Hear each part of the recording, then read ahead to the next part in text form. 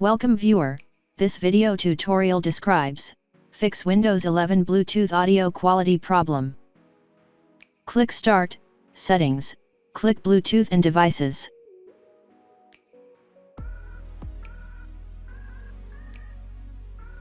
Click Devices, click More Devices and Printer Settings.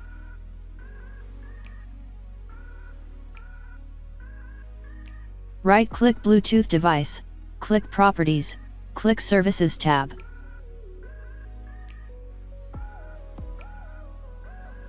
Uncheck hands-free telephony, click Apply, click OK.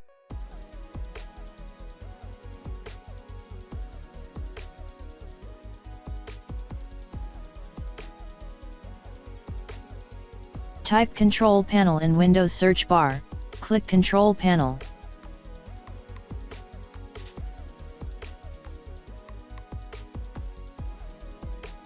Open Sound Settings. Right-click Bluetooth audio device, click Set as Default.